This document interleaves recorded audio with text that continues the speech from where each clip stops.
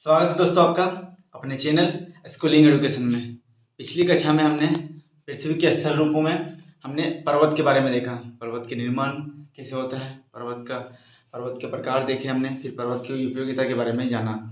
आज हम लोग पठार और मैदान के बारे में डिटेल में देखेंगे। पठार कितने प्रकार के होते हैं, पठार की उपयोगिता देखेंगे, मैदान के बारे में देखेंगे, मैदान के प्रकार देखेंगे, उसके बाद फिर मैदान की उपयोगिता के बारे में डिटेल में अध्ययन करेंगे। तो आइए शुरू करते हैं। पठार शब्द, पठार जो है, पठार का इंग्लिश शब्द जो है वो प्लेटो भी होता है। ठीक है, पठार किस भूमि को कह सकते हैं हम लोग? तो वैसी भूमि, आसपास की वैसी भूमि जो ऊंचा उठा होता है, मैदान से ऊंचा लेकिन पर्वत से नीचा होता है। ठीक है, इसकी ऊंचाई की बात करें तो समुद्र तल से 300 से 500 मीटर के आसपास इसकी ऊंचाई होती है। मैंने पिछली कक्षा में जो पर्वत की ऊंचाई के बारे में बताया था, आपको याद होगा, 900 मीटर के आसपास। 900 मीटर से ऊंचा भूमि, ऊंचा जो चोटी होती है, पर्वत चोटी, उसको पर्वत चोटी पर्वत बोलते हैं। आज मैदान पठार के बारे में देख रहे हैं। इसकी ऊंचाई कितनी होती है? 300 से 500 मीटर के आसपास लगभग होती है। ठीक है, अपने आसपास से उठा हुआ भूमि। ठीक है, इसका आधार जो है चौड़ा होता है और इसका शीर्ष भी चौड़ा और सपाट होता है। हमने कल पर्वत के बारे में बताया था कि पर्वत का जो शीर्ष होता है कैसा होता है? नुकीला होता है। ठीक है, लेकिन पठार जो है, पठार का भी ऐसे मतलब सपाट होता है। पठार का शीर्ष कैसा होता है? सपाट होता है। ठीक है, इसके बात करें, ये क्या होता है? पठार सपाट के साथ इसमें आप देख सकते हैं जो भूमि होती है ये समतल नहीं होती है। ठीक है, ये उबड़ खाबड़ होती है। आप अपने एरिया में झारखंड की भूमि देख सकते हो, कहीं पे ऊंचे पहाड़ी से कुछ बने होते हैं, फिर उसके अचानक ढाल दिख जाएगा आपको। मतलब नदी का बहाव अगर बोल सकते हैं, अगर जल कहीं पे गिराया जाए तो एक सीधे से बह नहीं सकता है कि इधर ढाल है तो इधर ही बह जाए, ऐसा नहीं है। जैसे बिहार की साइड देखते हैं हम, यूपी की साइड देखते हैं, क्या होता है? समतल सपाट भूमि देखने को मिलती है। पर झारखंड में ऐसा नहीं मिलता है। झारखंड में कैसे क्या होता है? कहीं पे ऊंचा टीला है, फिर अचानक से गड्ढा टाइप है, फिर अचानक से ऊंचा टीला। मतलब खेत भी आप देखेंगे, कैसे देखेंगे? ऐसे सीढ़ीदार खेती दिखेंगे आपको झारखंड में। तो ये क्या है? एक पठारी भूमि है। ठीक है, हमें इसकी परिभाषा की बात बोल सकते हैं कि वैसी आसपास की भू-आकृति जो अपने आसपास की भूमि से ऊंचा उठा हो, जिसकी ऊंचाई लगभग 300 से 500 मीटर के आसपास हो और इसका आधार चौड़ा और शीर्ष जो है चौड़ा हुआ सपाट हो, ऐसी भूमि को हम लोग क्या बोलेंगे? पठार बोलेंगे। ठीक है, अगर एग्जाम्पल की बात करें तो तिब्बत का पठार आपके झारखंड में जो है, छोटा नागपुर का पठार, रांची का पठार, पाट क्षेत्र, उसके बाद दक्कन का पठार, मालवा का पठार, भारत में ही इतने सारे पठार हैं। ठीक है, तिब्बत का जो पठार है वो विश्व का सबसे ऊंचा पठार है, जो 4,500 मीटर के आसपास इसकी ऊंचाई है। ठीक है, याद रखेंगे, ये विश्व की सबसे, इसको हम लोग विश्व का छत भी बोलते हैं। ठीक है, तिब्बत का पठार 4,500 मीटर के आसपास है, जो सबसे ऊंचा पठार है, इसको विश्व की छत भी बोलते हैं। ठीक है, इसके निर्माण की बात करें, पठार का निर्माण कैसे होता है? तो मैंने कल लास्ट कक्षा में बताया था कि कोई भी भूमि के कोई भी स्थल रूप के निर्माण में कौन से कारक होते हैं? अंतर्जनिक कारक या आंतरिक कारक, आंतरिक बल या फिर बाह्य बल का योगदान होता है। तो पठार के निर्माण में भी क्या कौन से कारक योगदान ज़्यादा देंगे? आंतरिक कारक और बाह्य कारक। ठीक है, जैसे इसमें ज्वालामुखी, भूकंप आते हैं, इसके कारण पठार का निर्माण होता है। अपरदन निक्षेपण के कारण भी पठार का निर्माण होता है। आगे देखें पठार के प्रकार के बारे में कि पठार कितने प्रकार के होते हैं। तो एक अंतर पर्वतीय पठार पहला, दूसरा पर्वतपदीय पठार, महाद्वीपीय पठार, तटीय पठार और पीडमोंट पठार। ठीक है, इसके नाम याद रखेंगे। अंतर पर्वतीय पठार, जैसे जैसे नाम है उसी तरह इसकी विशेषता भी है। ठीक है, अंतर पर्वतीय पठार, पर्वतपदीय पठार, महाद्वीपीय पठार, तटीय पठार और पीडमोंट। आगे बात करें अंतर पर्वतीय पठार। अंतर पर्वतीय मतलब पर्वतों के अंदर पाए जाने वाले, पर्वत श्रृंखलाएं हैं उसके आंतरिक क्षेत्र में पाए जाने वाले पठार को हम लोग अंतर पर्वतीय पठार बोलेंगे। जैसे चारों साइड से क्या है? पर्वत है। ठीक है, चारों साइड से पर्वत है, उसके बीच में एक भूमि है जो ऊंचा है, सपाट है, ठीक है, जिसका शीर्ष सपाट है, तो उसको क्या बोलेंगे हम लोग, अंतर पर्वतीय पठार बोलेंगे। इसके एग्जाम्पल की बात करें, उदाहरण की बात करें, तो बोल्विया का पठार और तिब्बत का पठार, बोल्विया और तिब्बत का पठार, ये कैसे पठार है, अंतर पर्वतीय पठार। ठीक है, याद रखेंगे दोस्तों, तिब्बत का पठार किस प्रकार का पठार है, अंतर पर्वतीय पठार। आगे देखें तो पर्वत पदीय पठार, पर्वत पदीय मतलब पर्वत के पद, मतलब पर्वत के सटे सटे हुए पठार, एक साइड पर्वत है और दूसरे साइड क्या है, यहाँ पे पठार है, इसको हम लोग क्या बोलेंगे, पर्वत पदीय पठार। ठीक है, इसके एग्जाम्पल की बात करें तो साउथ अफ्रीका में पेंटागोनिया का पठार, जो अर्जेंटीना के आसपास है, अर्जेंटीना में पेंटागोनिया का पठार एक पर्वत पदीय पठार का उदाहरण है। आगे बात करें महाद्वीपीय पठार, महाद्वीपीय पठार मतलब वह पठार जो महाद्वीप के बीच में पाया जाता है, जरूरी नहीं हो कि पर्वत के आसपास में हो, पर महाद्वीप के अंदर पाए जाने वाले पठार को हम लोग महाद्वीपीय पठार बोलेंगे। जैसे जैसे हमारा बात करें अगर रांची का पठार, छोटा नागपुर का पठार, रांची का पठार और दक्कन का पठार, ये किस प्रकार के पठार है, महाद्वीपीय पठार है, ये महाद्वीप के अंदर पाए जाते हैं और इसके आसपास में पर्वत नहीं है। ठीक है, पर्वत पदीय पठार में क्या मैंने बताया, एक साइड पर्वत होता है, दूसरे साइड पठार होता है। अंदर पर्वतीय पठार में क्या बताया मैंने, क्या होता है, चारों साइड से पर्वत से घिरे होते हैं। ठीक है, अब आते हैं तटीय पठार, मतलब समुद्री तट के आसपास जो पाए जाने वाले पठार हैं उसको हम लोग तटीय पठार बोलते हैं। इसके उदाहरण की बात करें तो कोरोमंडल तट, कोरोमंडल जो है, कोरोमंडल तट है जो यहाँ पे, ये कोरोमंडल का पठार जो है हमारा भारत का, वो एक तटीय पठार है। ठीक है, ये समंदर हो गया, समंदर की बात करें, समंदर हो गया और यहाँ पे क्या है, पठार है, इसको हम लोग क्या बोलेंगे, तटीय पठार। पीडमोंट पठार भी, पीडमोंट पठार और पर्वत पदीय पठार दोनों लगभग सेम ही है, इसके उदाहरण लगभग सेम ही आते हैं। ये पर्वतीय, एक साइड पर्वत होते हैं और दूसरे साइड पठार होते हैं। पीडमोंट में भी इसी तरह है कि एक साइड पहाड़ी है और दूसरे साइड पठार है। पीडमोंट शब्द क्या है, ये एक क्षेत्र के नाम पे इसका नाम रखा गया है।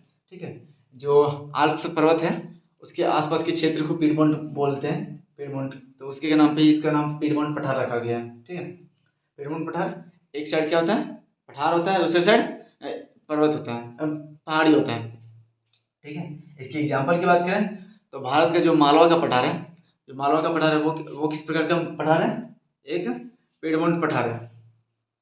आगे देखें दक्कन का पठार के बारे में बात करें तो कुछ उत्पत्ति के आधार पर भी पठारों को बांटा गया है, जो किस प्रकार प्रकृति से ये उत्पन्न होते हैं, इसके आधार पर भी पठारों को बांटा गया है। जैसे बात करें तो ये दक्कन का पठार जो है एक ज्वालामुखी से उत्पन्न, तराजी मैग्मा से उत्पन्न पठार है। ठीक है, ज्वालामुखी से उत्पन्न पठार है। आगे देखें पठार की उपयोगिता के बारे में, कि पठार की क्या क्या उपयोगिता हो सकते हैं उसके बारे में जाने। तो पहला है खनिज, जलप्रपात यहाँ पाए जाते हैं, उपजाऊ मृदा और नगरों का बसाव। आप देखेंगे क्या, खनिज जो पठार है, पठार क्या होता है, खनिजों से भरपूर होता है। अपने ही क्षेत्र के पठार की बात करें, झारखंड के पठार की बात करें तो आप यहाँ पे लोहा देख सकते हैं, अब्रक जो मिलता है यहाँ पे, उसके बाद फिर कोयला कोयला का भंडार पाया जाता है इस पठार भूमि में। ठीक है, आप कर्नाटक में जाएंगे तो वहाँ पे लोहा का भंडार आपको अधिकतर मिल जाएगा। तांबा, जो खनिज जितने लगभग सारे खनिज है वो क्या मिलते हैं, कहाँ पे मिलते हैं आपको, ये पठारों में मिलते हैं। ठीक है, पठारी भूमि में। जलप्रपात बात करें तो पठारी भूमि में क्या होता है, उबड़ खाबड़ जमीन होती है, जिसके कारण यहाँ पे बहुत सारे जलप्रपात बनते हैं। ठीक है, और जलप्रपात क्या होता है, जलप्रपात एक विद्युत उत्पादन का एक बड़ा केंद्र मान सकते हैं जलप्रपात को। भारत में सबसे बड़ा जलप्रपात कहाँ पे है दोस्तों, आप कमेंट में बताएं कि भारत का सबसे बड़ा ऊंचा जलप्रपात कौन सा है और किस नदी पे है। ठीक है, आगे बात करें तो झारखंड में जो है अपने बूढ़ाघाघ जलप्रपात, होंडो फॉल, जो ये सारे हैं, ये जलप्रपात में है। ठीक है, आगे बात करें उपजाऊ मृदा की बात करें तो हमने जो ये मृदा है, जो पठारी भूमि है, कहीं कहीं पे आप लाल मिट्टी पाए जाते हैं, पर दक्कन का पठार जो है, जो ज्वालामुखी मैग्मा से दरारी उद्भेदन के कारण उत्पन्न हुआ है, तो ये क्या है, यहाँ पे दक्कन का पठार एक काली भूमि का क्षेत्र है। ठीक है, काली यहाँ पे क्या होता है, काली मृदा पाई जाती है। जिसके यह किसके उत्पादन में, तो कपास के उत्पादन के लिए सबसे उपयुक्त मानी जाती है काली मृदा।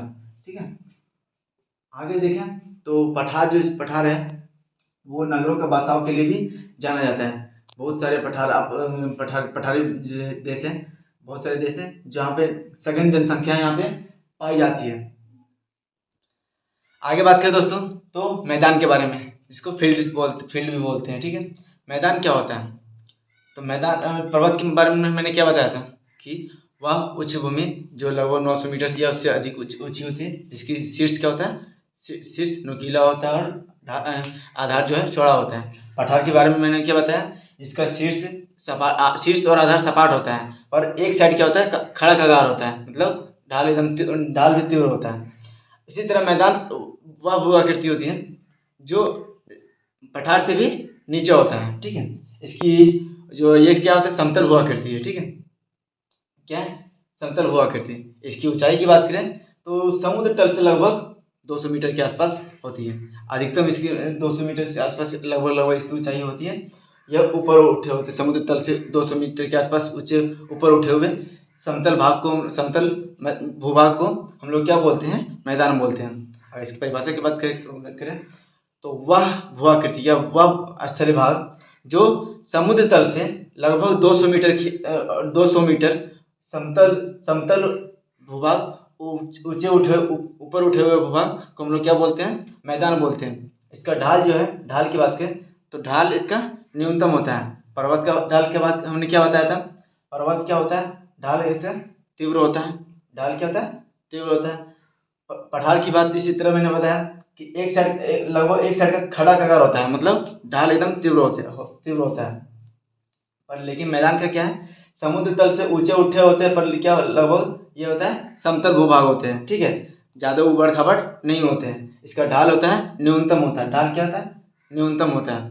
ठीक है, आगे बात करें मैदान की निर्माण की बात करें तो मैदान का निर्माण किस प्रकार होता है, तो 2-3 कारक होते हैं मैदान के निर्माण के सहायक। जिसे कोई भी भू आकृति मैंने बताया था, कोई भी भू आकृति के निर्माण में कौन से कारक सहयोग होते हैं, आंतरिक कारक, आंतरिक बल और बाह्य बल। ठीक है, तो इसके मैदान के भी निर्माण में कौन से कारक सहयोग देंगे, आंतरिक बल और बाह्य बल। अब ठीक है, उसके आधार पर, उसकी उत्पत्ति के आधार पर कि किस प्रकार उसका उत्पत्ति हुई, उसके आधार पर मैदान को हम 3 भाग में बांटते हैं, 3 प्रकार में बांटते हैं। ठीक है, एक अपर्दनात्मक मैदान, दूसरा निक्षेपणात्मक मैदान और तीसरा जो है रचनात्मक मैदान। अपर्दनात्मक और रचनात्मक कौन से कारक हैं, अपर्दन और निक्षेपण, मैंने पिछले कक्षा में बताया था, अपर्दन और निक्षेपण बाह्य कारक है। रचनात्मक मैदान जो है उसकी उत्पत्ति जो है वो आंतरिक बल के कारण होती है। ठीक है, इसके आधार पर इसको 3 भागों में बांटा गया है। एक और मैदान के डिस्ट्रीब्यूशन क्या होता है कि स्थिति के आधार पे, इसकी स्थिति किस कहाँ पे है उसके आधार पे इसको 2 भाग में बांटा गया है। एक तटीय मैदान, स्थिति के आधार पे क्या बोलते हैं, स्थिति के आधार पे तटीय मैदान, और दूसरा अंतर्महाद्वीपीय मैदान या महाद्वीपीय मैदान, जो अंतर्महाद्वीपीय मैदान। ठीक है, अंतर्महाद्वीपीय मैदान। ठीक है, इसको 2 भाग में बांटा गया है स्थिति के आधार पे, और मैदान के प्रकार क्या बोलते हैं, उत्पत्ति के आधार पे इसको 3 भाग में बांटा गया। अब एग्जाम्पल देख लेते हैं, अपर्दनात्मक मैदान किसको बोलते हैं। ठीक है, मैंने अपर्दन का परिभाषा में बताया था कि ये क्या होता है, जो अपर्दन के कारक हैं, क्या, नदी, वायु, हिमनद, इसके कारण क्या होता है, भू अदृश्य है उसका क्या होता है, अपर्दन होता है, मतलब कटाव होता है। उसके कारण, कटाव के कारण जो मैदान उत्पन्न होता है, ठीक है, भू आकृतियों के कटाव के कारण, ठीक है, उसके कारण जो मैदान बनते हैं उसको हम लोग अपर्दनात्मक मैदान बोलते हैं। इसके एग्जाम्पल की बात करें तो कनाडा का मैदान और कश्मीर, भारत के कश्मीर का मैदान जो है, ये दोनों किस प्रकार के मैदान है, ये अपर्दनात्मक मैदान है। आगे देखें निक्षेपणात्मक मैदान कौन से, तो मैंने बताया कि इसके जो भूदृश्य से कटाव होता है, उसके जो अवसाद निकलते हैं उसका क्या करते हैं, अपर्दन के दूत जो है, क्यों नदी, वायु, जो हिमनद, ये क्या करते हैं, उस अवसाद को कहीं दूसरी जगह ले जाके डिपॉजिट कर देते हैं, या उसका क्या बोलते हैं, पसार देते हैं किसी भूभाग में, जिसको फैला देते हैं, ठीक है, डिपॉजिट कर देते हैं, उसको हम लोग क्या बोलते हैं, निक्षेपण, ठीक है। और उस क्रिया से जो मैदान का निर्माण होता है उसको हम लोग निक्षेपणात्मक मैदान बोलते हैं, ठीक है, उसको निक्षेपणात्मक मैदान बोलते हैं, समझे। इसके उदाहरण की बात करें तो गंगा का मैदान, ठीक है, गंगा और ब्रह्मपुत्र का मैदान एक निक्षेपणात्मक मैदान का उदाहरण है। किस प्रकार का मैदान का उदाहरण है, निक्षेपणात्मक मैदान है। चीन में लोएस का मैदान जो है वो वायु के निक्षेपण से, वायु द्वारा जो कटाव होता है उसके अवसाद होते हैं, उसको ले जाके चीन में डिपॉजिट किया गया, उसको उसके कारण उसका निर्माण हुआ लोएस के मैदान, ठीक है। लोएस का मैदान एक निक्षेपणात्मक मैदान है, समझ में आ गया दोस्तों। निक्षेपणात्मक मैदान किसको बोलते हैं और प्रदानात्मक मैदान किसको बोलते हैं। अब बात करते हैं रचनात्मक मैदान। रचनात्मक मैदान क्या होता है, तो इसके बारे में देखते हैं। कोई भी भूभाग जो समुद्र तटीय, जो समुद्री मग्न तट है, मग्न ढाल है, उसका क्या होता है, कभी कभी आंतरिक बलों के कारण उठाव हो जाता है, ठीक है। उसके कारण जिस मैदान, जिस भूदृश्य को उत्पन्न होता है, रचना होती है, उसको हम लोग रचनात्मक मैदान बोलते हैं। अब इसके उदाहरण किस पर कौन कौन से हैं, तो हम भारत का जो कोरोमंडल तट है, कोरोमंडल के जो मैदान है, कोरोमंडल तट एक रचनात्मक मैदान का उदाहरण है। अमेरिका जो यूएसए का जो ग्रेट प्लेन है, ग्रेट प्लेन जो अमेरिका का ग्रेट प्लेन है, वो भी एक रचनात्मक मैदान का उदाहरण है। ये तीनों समझ में आ गया दोस्तों। आगे बढ़े तो मैदान की उपयोगिता के बारे में, मैदान किस प्रकार हमारे लाइफ में इम्पोर्टेंस रोल अदा करता है। तो एक मैदान जो है वो क्या होता है, अभी मैंने बताया वो क्या होता है। नदी क्या करती है, नदी जो है पर्वतों से निकलती है, तो पर्वतों से जो उसके किनारे भाग को काटती है, उसके अवसाद जो निकलते हैं, अवसाद को अपने ढाल के साथ, अपने बहाव के साथ क्या करते हैं, वो बहा के नीचे ले जाती है। और मैदानी इलाकों में क्या करती है, जब उसका वेग स्लो हो जाता है तो वो क्या करती है, वो फैलाने लगती है, ठीक है। तो उसके क्या कारण क्या होता है, मैदान के आसपास जो है पर्वत का जो शीट्स जो है वो जमा हो जाता है इसके घुमाव में, ठीक है, वेग के कारण। तो यहाँ एक मैदान का निर्माण होता है, ठीक है, ठीक है। इसको भी तटीय मैदान बोलते हैं, ये नदी तटीय मैदान बोलते हैं इसको, ठीक है। इसका मैदान का निर्माण होता है इस तरह क्या बोलते हैं, जो ये सीड है ये बहुत ज्यादा क्या होता है, उपजाऊ होता है, जो अवसाद होता है जो उपजाऊ होता है, जिसके कारण एक उपजाऊ मैदान का निर्माण होता है। उदाहरण की बात करें तो आपका गंगा का मैदान, यूपी का क्षेत्र देख सकते हैं आप, भारत में यूपी का क्षेत्र, बिहार का क्षेत्र, फिर पश्चिम बंगाल का क्षेत्र, ये क्या है, ये एक उपजाऊ भूमि है, जहाँ पे क्या होता है, बहुत मात्रा में ज़्यादा खेती होती है, ठीक है। आप इसी तरह जो पंजाब है, हरियाणा है, ये क्षेत्र भी क्या है, सिंधु का मैदान के कारण, सिंधु की नदी तंत्र के कारण उसका निर्माण हुआ है। तो वो क्षेत्र भी क्या है, एक उपजाऊ भूमि का एक उदाहरण है, ठीक है। आगे बात करें सुलभ परिवहन। पर्वतों में क्या होता है दोस्तों, पर्वतों में पहाड़ होते हैं, उसका ढाल तीव्र होता है, तो वहाँ पे क्या होता है, वहाँ पे परिवहन करना आसान नहीं होता है, परिवहन के रोडवेज बनाना आसान नहीं होता है, रेलवेज बनाना आसान नहीं होता है। पर मैदान भूमि क्या है, मैदान में क्या होता है, एक समतल सतह होती है, सपाट सतह होती है, जिसके कारण क्या होता है, यहाँ पे रोडवेज का निर्माण हो जाता है और रेलवेज का निर्माण होता है। अब तरह तरह के क्या बोलते हैं, परिवहन तंत्र का निर्माण होता है, परिवहन तंत्र विकसित किया जाता है यहाँ पे, ठीक है, सुलभ परिवहन में। अब बात करते हैं जल की प्रचुरता। जो मैदानी क्षेत्र है वो क्या होता है, मैंने अभी बताया था क्या, मैदानी क्षेत्र के बारे में परिभाषा में क्या बताया था, लगभग 200 मीटर समुद्र तल से लगभग 200 मीटर के ऊंचे भूभाग होते हैं, ऊपर समतल सतह होती है।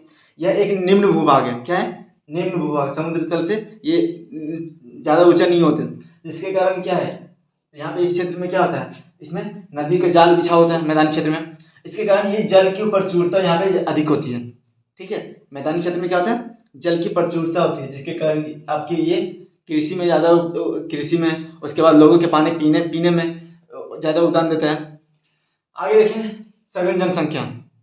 मैदानी क्षेत्र, विश्व की सबसे ज़्यादा जनसंख्या जो है लगभग 71% जनसंख्या यहाँ पे निवास करती है, मैदानी भाग में निवास करती है, ठीक है। तो ये जनसंख्या का क्या है, जनसंख्या का केंद्र है, ठीक है, जनसंख्या का बसावट का केंद्र है क्या, मैदान, ठीक है। लगभग 71% की जनसंख्या, विश्व की लगभग 71% जनसंख्या कहाँ निवास करती है, मैदान में निवास करती है, ठीक है।